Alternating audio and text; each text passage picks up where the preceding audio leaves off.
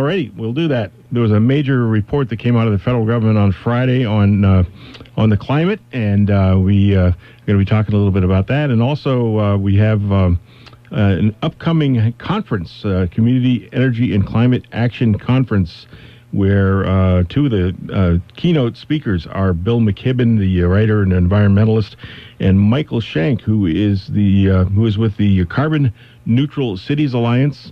Also heavily involved in putting on the conference, Johanna Miller of the Vermont Natural Resources Council, and so I want to welcome Johanna and Michael Shank to our program this morning. Thanks very much for joining us. Thanks for having us. And Joey, you go. Is Joey good? Yep. Okay. Great. I wanted to ask you first, just to sort of tell us about this upcoming conference, where and when, and what's it all about. The conference is on December 1st, this coming Saturday at the Lake Maury Resort in Fairleigh, and it's an annual conference hosted by the Vermont Energy and Climate Action Network and UVM Extension. This is our 11th year. Wow. And while it's largely tailored to the grassroots network of town energy and climate action committees, it's open to the public. And Michael Shank is one of our keynotes, as you noted, but it's a day focused on doing something about climate change, transitioning to a clean energy future, and putting people to work in that transition, so growing jobs and economic opportunity. It's a really fun, hopeful day, and I would love for more folks to join us. Okay, well, that sounds like a really interesting day, and I wanted to bring in Michael Shank and ask you, give us a little preview. What are you going to be talking about in your keynote? Yeah, so I'm going to be talking with folks about how to message more effectively around these issues. Environmentalists have for decades often played one or two cards in their messaging portfolio, and there are many ways to message what's happening to our country and to our global community, and environmentalists tend to lead with the science card. They tend to play that card because it's such an impressive forecast of the future, and by impressive, I mean devastating, potentially. And the National Climate Assessment that came out of the Trump administration on Friday notes the economic damages that await us if we don't act on climate. But what I'm going to talk to this Saturday is all the other ways in which we can message this issue, and three key ways that come back to me in my work over and over and over again when I work with cities around the world are the economic impacts, the health impacts, and the security impacts. And so when we switch to, as Johanna mentioned, a cleaner energy source and a cleaner fuel future, we save money because things that are efficient save us money, and we live healthier lives because cleaner fuel is healthier for us. And we're more secure because if we've got solar in our backyard, we've got an independence that is not dependent on the grid when the grid goes down in various storms, as Vermont often sees.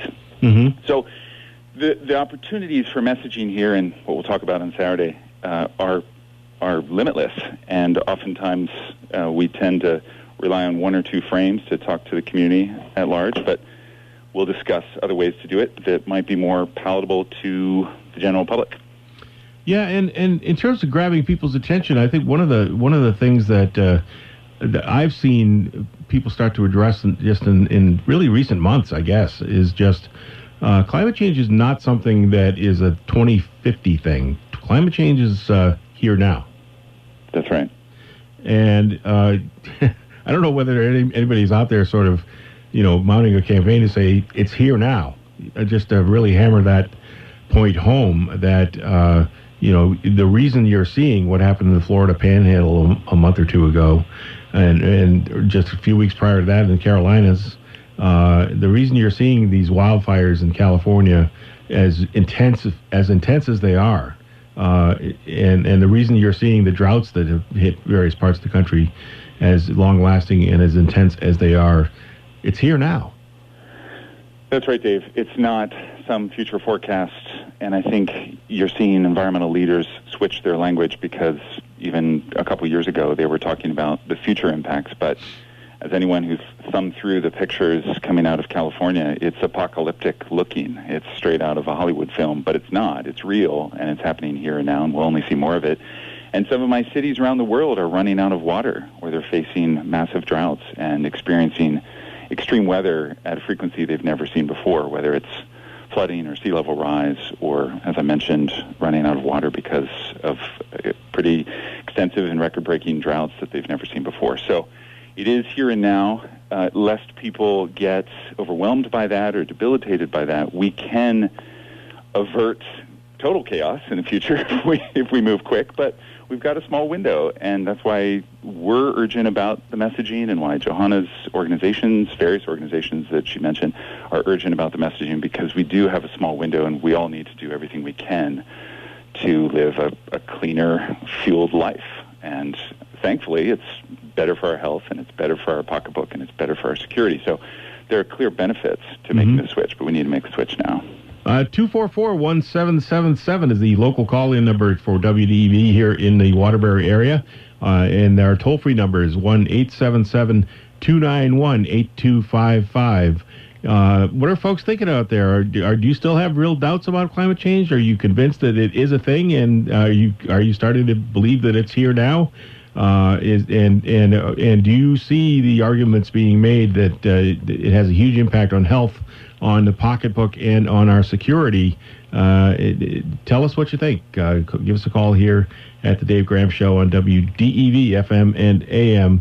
And talking with Michael Shanks of the cities. I lost that word. Carbon Neutral Cities Alliance. Carbon Neutral Cities Alliance, and Johanna Miller of the Vermont Natural Resources Council. And Johanna, in terms of the event happening this week at the Lake Maury Inn and Resort over there in Fairleigh on Saturday, it's still open. Anybody who's suddenly getting an idea they want to attend right now, it's not too late or anything to sign up and go?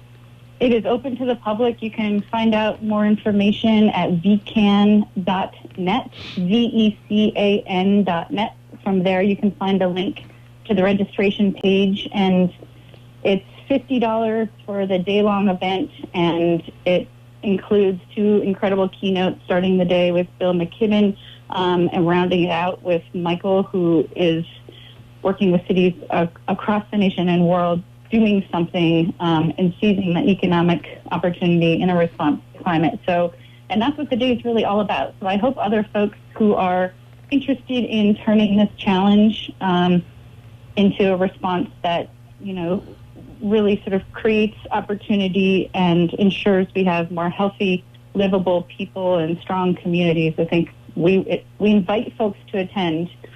And I also think it will be an important opportunity to get grounded in the latest news and science. And I would encourage your listeners to read the 4th National Climate Assessment that the Trump administration put out on Black Friday. It's really powerful. The science is settled. The science is beyond settled in the fact that, as Michael noted, we are seeing the increased intensity and extreme nature of more weather events that are wreaking havoc in our communities and on people's lives, and ultimately on the public purse. I mean, the numbers are astronomical, and the hundreds of billions of dollars of what doing nothing or doing far too little on climate is going to cost us collectively. So on Saturday, that day is all about solutions, and we welcome people to attend. All right. Let me go to a caller. We have John on the line from Chelsea. Hi, John. Good morning. Hey, my phone is a little weak here because we lost power, but I'll do my best. Hey, climate change, huge issue. We have these climate deniers, and I have to respect their opinion. But what we need to do, the people that believe in climate change need to reach across the aisle, and we need to look at this kind of in a risk assessment way. I mean, we carry insurance. I'm a truck driver by trade. We do a lot of safety things that, seem silly some days, but when things go really badly, the safety changes we make, precautions we make, are very significant. And I think that, the climate deniers need to kind of do this risk assessment, value. They need to start running the numbers. And if climate change is real, and I feel it is, but these people need to look at it like, if it's real, the risk is so severe. I mean, the outcome is so severe that is a 0.5% of our gross national product, or is companies relocating? I mean, are those small prices to pay in relationship to what the ultimate outcome could be? Okay, John from Chelsea, I thank you for the call. I think you raised an interesting question. We'll try to get answers from Johanna Miller and Michael Shank just after this bottom of the hour break for some CBS News and a couple words from sponsors. We'll be back in just a few minutes.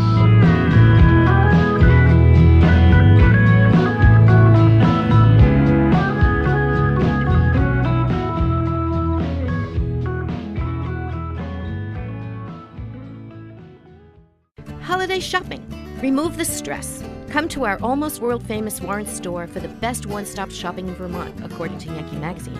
In addition to our amazing clothing collection, you'll find a treasure trove of goodies for everyone on your list. Toys, cards, jewelry, leather goods, scarves, hats, gloves, puzzles, candles, and always free gift wrapping. Have lunch in our Rockin' Deli. Relax and enjoy your shopping experience. Located in Warren Village in the beautiful Mad River Valley, a day tripper's dream destination. News Radio, WDEV, FM and AM. Now back to the Dave Graham Show. Just before the break, John from Chelsea was talking about how folks who are on board with the idea that the climate is changing, that it's human-caused, and that we need to take some steps to deal with it.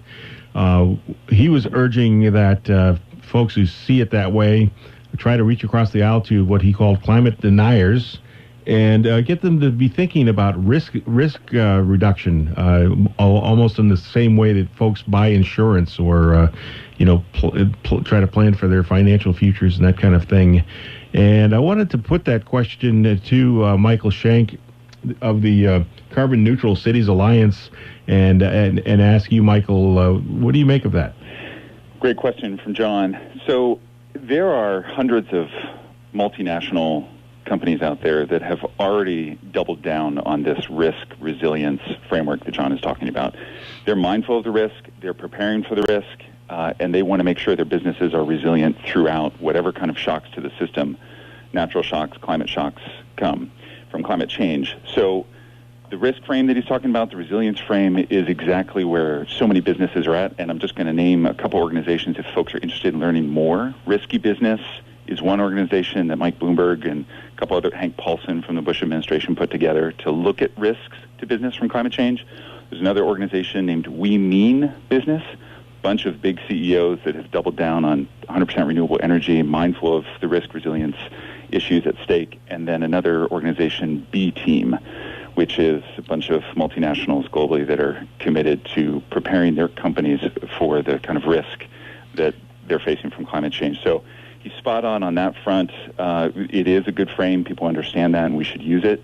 A couple other points that he mentioned in terms of reaching across the aisle. Republicans are on this issue. They're on board this issue. Years ago, I co-authored a bunch of articles with a Republican congressman out of Maryland, Roscoe Bartlett, who was a big environmentalist, had a bunch of passive houses that he built, but also had a Prius before any other member of Congress had a Prius, and he was ahead of the issue. And so he and I co-authored a couple pieces, very bipartisan fashion, because I tend to be Democratic in my issues. So there is Republican support for it. And then the last issue that John raised when he first got on the call, he talked about power outage.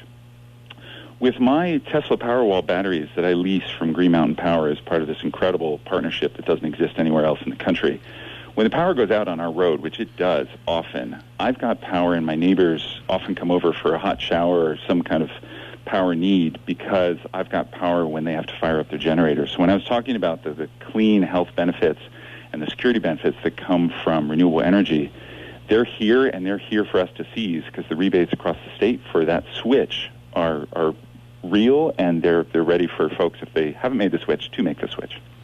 Let's go to Stuart from Worcester. Good morning, Stuart. I have a comment and then a question for your guest to answer. One thing I've heard, Dave, that's brand new in the language that you're using today, or that your guests are using, is the concept of urban solutions to climate change, a conference focusing on that.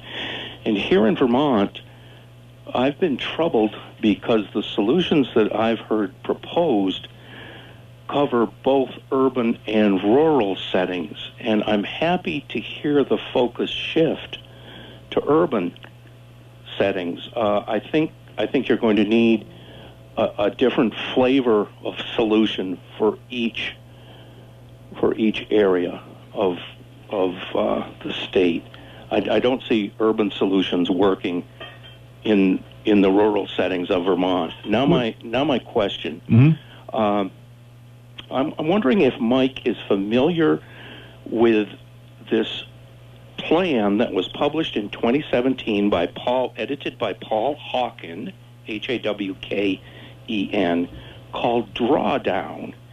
And this is a comprehensive analysis of 100 approaches to how not only to stop putting carbon into the atmosphere, but to draw it down. And amazingly, the most significant changes that can happen globally is the education of women and providing small energy efficient, wood-fired efficient cooking stoves, these little things that you might take camping to third world countries. I'd like to hear Mike express his feelings about this concept of drawdown, and I want to find out if he's familiar with it. Michael? Yes, I am very familiar, and I want to get to your first point first about urban versus rural.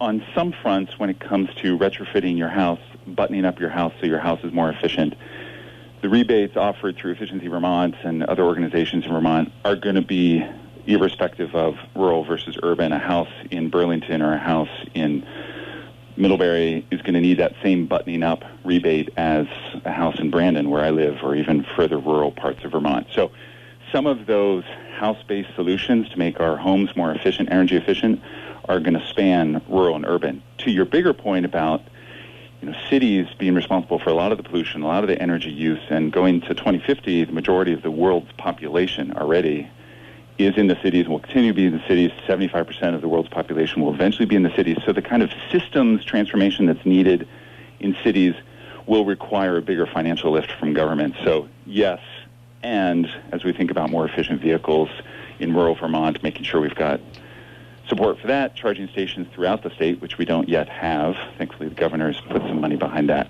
To your second point about Paul Hawken's drawdown, if you haven't read it, I highly encourage everyone to read it. Paul works with our cities a lot.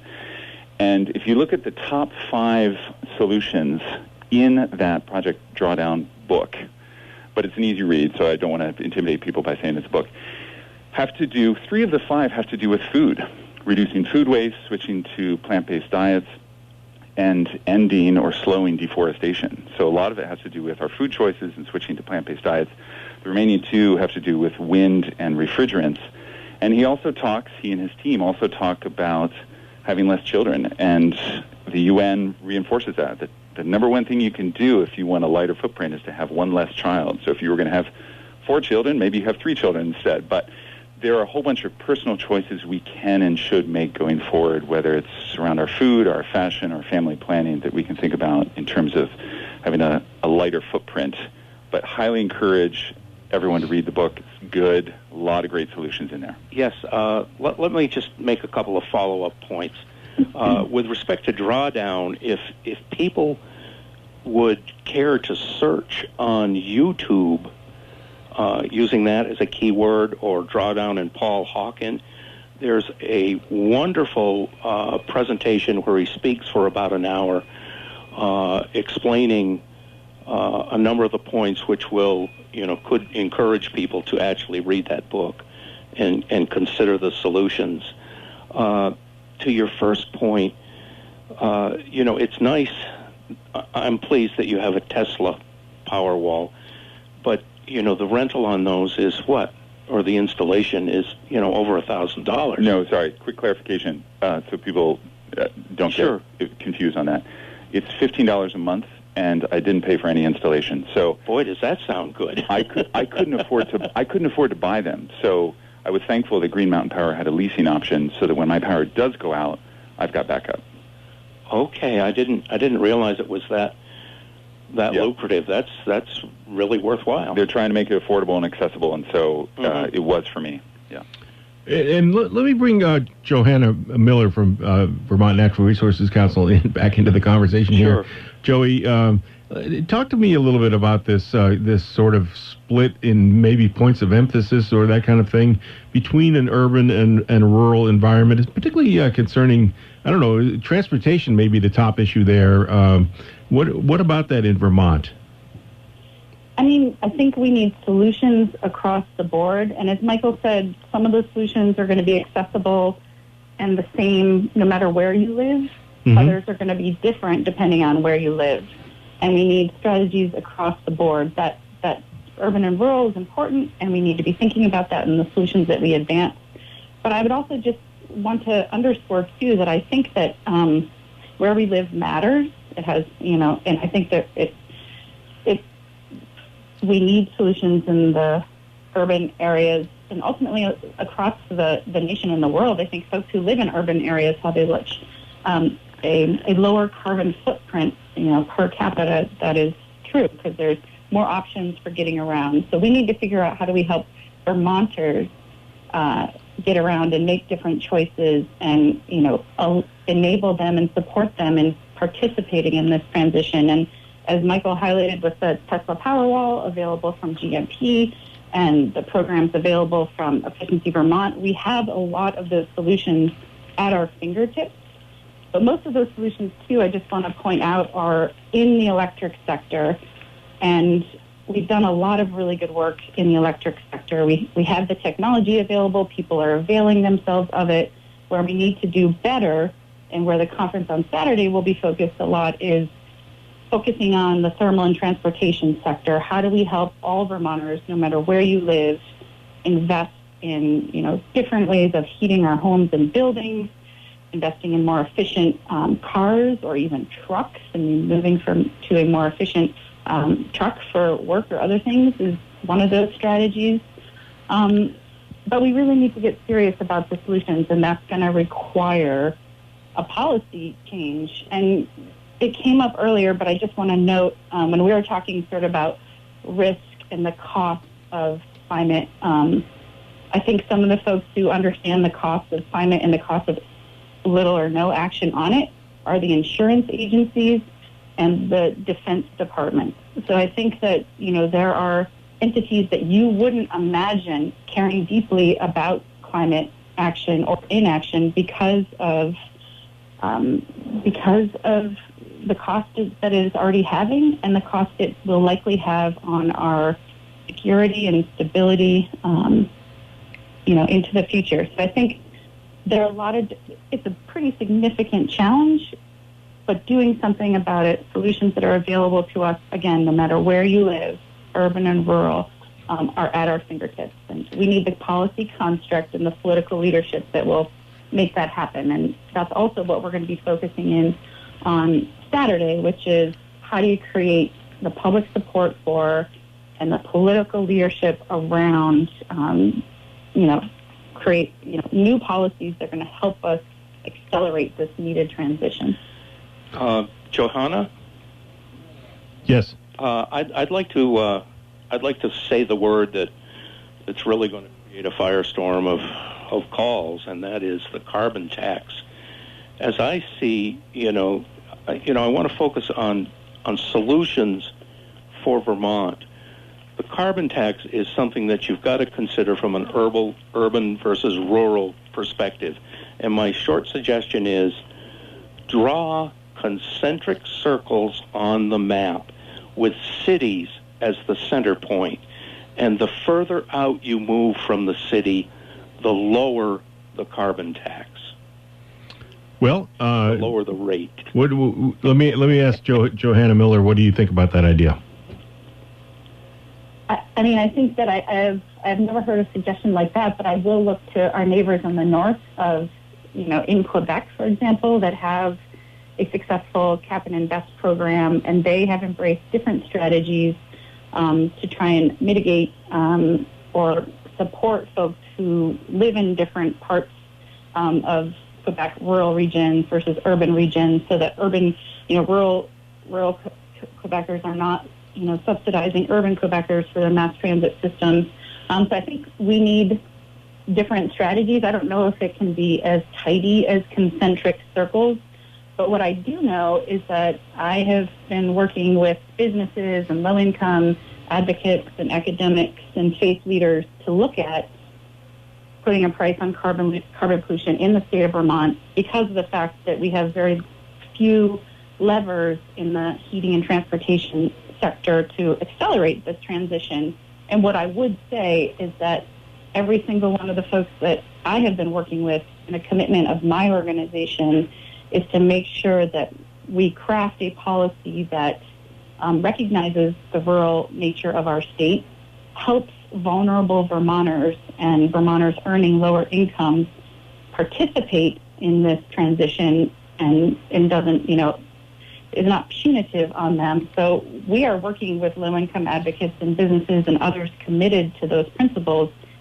And it's my hope that, as you may know, or your listeners may know, that there's a study coming out in January that the legislature procured and that Governor Scott's own Climate Action Commission asked for to look at economy-wide policies like carbon pricing. And it's my hope that we take the results of that study seriously and we look at what kind of economy-wide policy might work and how do we structure it in a way that serves and supports our rural nature as well as our urban centers and helps all Vermonters participate. We've had a caller who's been quite patient waiting to get on the air here, so I'm going to welcome Fred to the show. Good morning, Fred.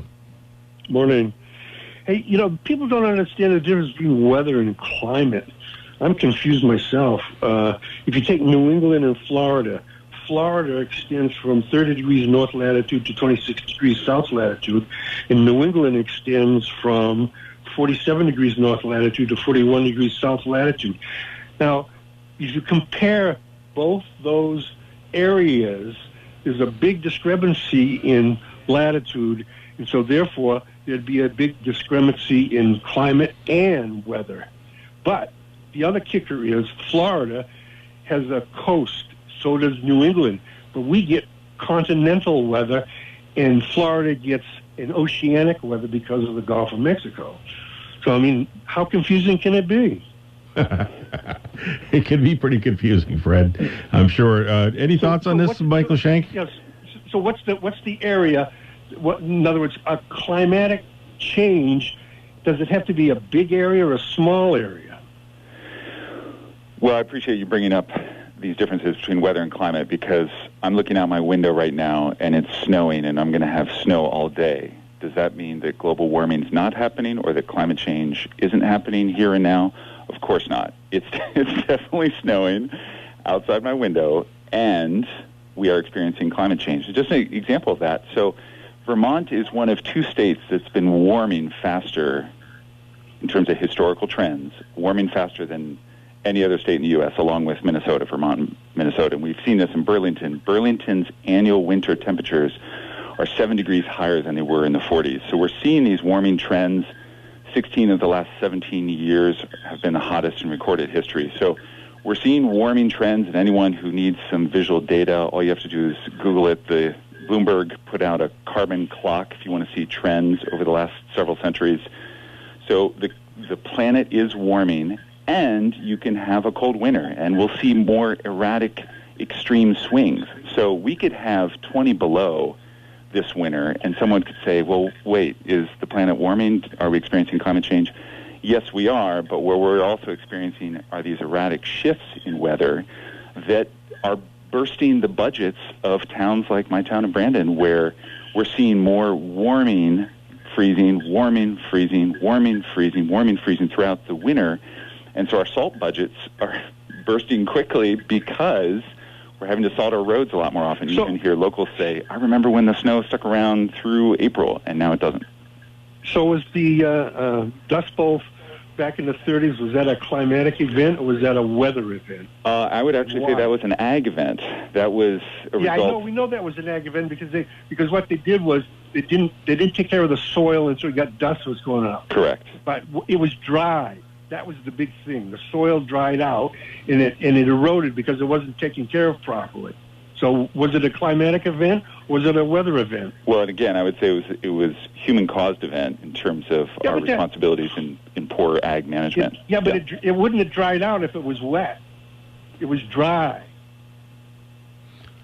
Oh, it was dry. They had a dust bowl out there because the weather was dry, and the soil left because it wasn't taken care of right. Agricultural procedures were wrong. Okay, I thank you for the call, Fred. I think that's an interesting historical point there. The question I wanted to ask, Michael, we just have a few minutes to go. And, just by noting the name of your organization, Carbon Neutral Cities Alliance, I think of cities, and I think of, obviously, the biggest city in New England is Boston. And I've had the misfortune of driving down to Boston sometimes in the morning, maybe down 93 during rush hour. And, you sit there moving along at 5 miles an hour and look around, and virtually most of the people, anyway, are in their own single occupancy vehicles. And I just sometimes have the random thought that if some other species were up in space looking down at this and watching this whole mass of people who were living in one place and working in another and driving back and forth every day, that person looking down on it all might say, this can't last. What are cities doing about commuting, which just, I don't know, it strikes me as one of the biggest sins against the climate there is. Cities are setting up incredible infrastructure to make multimodal transportation more viable for people so that they can use mass transit and enjoy mass transit. So cities are moving forward in this regard, but people do like to drive. If you interviewed all those people that you were sitting beside in stuck traffic, oftentimes it's out of convenience, so we need to make mass transit convenient. We also need to ensure, to Johanna's point, that polluters are paying for their pollution. 6.5 million people die every year around the world from air pollution. We're relying on an inefficient system and a dirty system to move us from point A to point B. And until we switch that, until we stop subsidizing fossil fuel companies to the tune of $5.3 trillion, and that's not a green stat. If you just look up the International Monetary Fund's work, they costed the fossil fuel subsidies out to $5.3 trillion. So we're interested in stopping deaths from air pollution and moving from this inefficient, dirty way of getting from point A to point B to a cleaner way of getting from point A to point B. Cities are starting to set up the infrastructure to make that happen, and now we need to incentivize the public to switch. And it's not always easy to make a behavior change like that, but we need to make it convenient for them. We need to make it fun for them so that when they are on mass transit, they're like, oh, this is so much better. I can read a book now, or I can listen to an podcast or whatever. So we're in the process of making that switch, but we certainly need the public's help in doing so. And when I hear this argument, we heard from one caller a bit ago about concentric circles where the carbon tax would be reduced. Is there an argument to be made that the people who live in rural areas, to the extent they drive into urban areas to work, aren't they imposing costs on the climate? That maybe that's what the whole point of a carbon tax is, to get those costs paid for? Yeah, and again, governments have long propped up fossil fuel companies because they're cleaning up after them. Most of the cleanups, if not all of the cleanups, have been paid for by governments, which is public tax money. So we are paying for the cleanup of dirty fossil fuels. So we're, in effect, already being taxed for it because we're cleaning up all these spills and air pollution and death from it, et cetera. So our economy's paying for it. Our taxes are paying for it already. So actually, a switch to a cleaner fuel system, cleaner energy system, is going to save us money in the long run.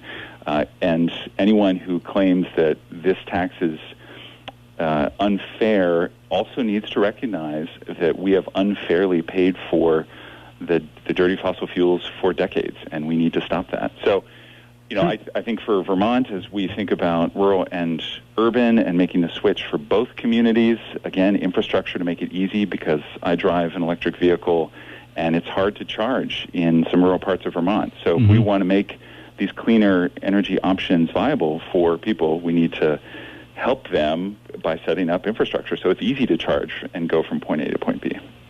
This is a really fascinating conversation, and I wish I actually had more time. I was thinking of, I should have devoted the whole 2-hour show today to this conversation, because it is a very, very important one, obviously, and there's a lot more to it. But as it happens, we are fast approaching the top of the hour here on the Dave Graham Show, which means the end of this Tuesday edition of the show. And I want to thank Michael Shank of the Carbon Neutral Cities Alliance, as well as Johanna Miller of the Vermont Natural Resources Council for joining this morning. Thank you to you both. Thanks for having us.